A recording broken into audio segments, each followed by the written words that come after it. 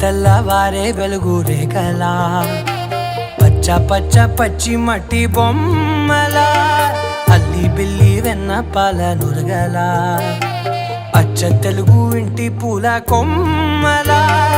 దేవదేవుడే పంపగా ఇలా దేవతే మా ఇంట అడుగే పెట్టెనంట బ్రహ్మ కళ్ళలో కాంతులే